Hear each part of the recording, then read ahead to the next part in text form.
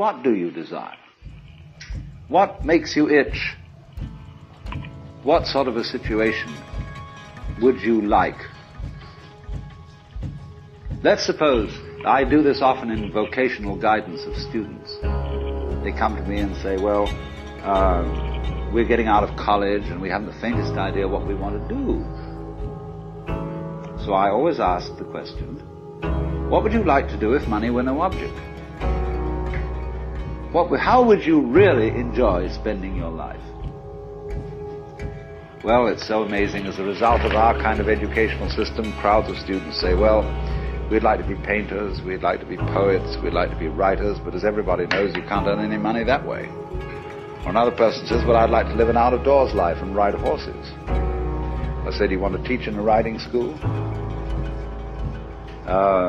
Let's go through with it. What do you want to do? When we finally got down to something which the individual says he really wants to do, I will say to him, you do that. And forget the money. Because if you say that getting the money is the most important thing, you will spend your life completely wasting your time. You'll be doing things you don't like doing in order to go on living, that is, to go on doing things you don't like doing, which is stupid. Better to have a short life that is full of what you like doing than a long life spent in a miserable way.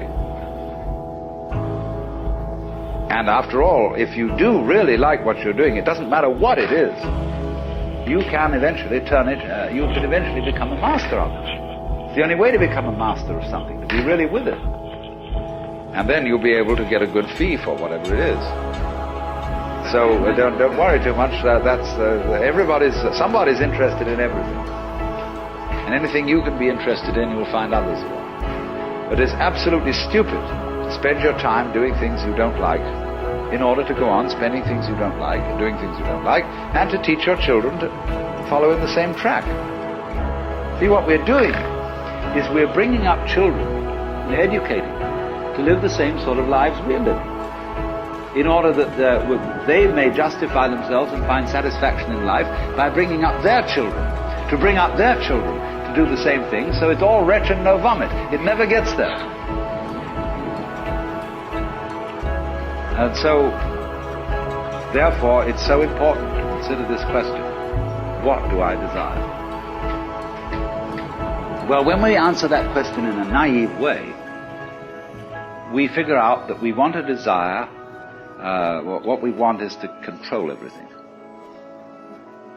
To create girls that don't grow old, apples that don't rot, clothes that never wear out, conveyances that get from one place to another instantly so we don't have to wait, power available to do anything that you could conceive and do it just instantly like that, to get this funny technological omnipotence. But if you take time out to think about that and really go into it with your full strength of imagination and find out whether that's where you want to be, you will soon see that's not what you want. Because the moment you have a situation where you are really in control of things, that is to say, in which the future is almost completely predictable. A completely predictable future is already the past. You've had it. And that's not what you want. You want a surprise. And you don't know what that's going to be, because obviously it wouldn't be a surprise if you did. You want a pleasant surprise. But like you say, what sort of a surprise would be pleasant? And you can't really answer that. Because you know, if there are to be such things as pleasant surprises, there must also be unpleasant surprises. There must be rude shocks. So you're like somebody taking one of those wishing well boxes, tubs, where you fish in and you bring out a package. And you don't know whether you've got a dead rat in it or a new camera. And that's the way, that seems to be the thing that really excites people. But quite certainly there comes out of this inquiry a feeling of real disillusionment with the ideal of power. To be in power, to be in control, is not something that any sensible person wants. People are frustrated in love. If you're jilted, there's a natural tendency in a human being to seek power as a substitute. And that's a very negative thing. It's like having a bad temper. To seek power after you're frustrated in love, you should try and get back on the love beat. Because nobody wants power. Now you may say that's shirking responsibility. That if you were a really responsible person, you would go out for power and try to use power to the best possible advantage for the benefit of all. All right, what would be the benefit of all? Ask them. What do you want me to do with this power?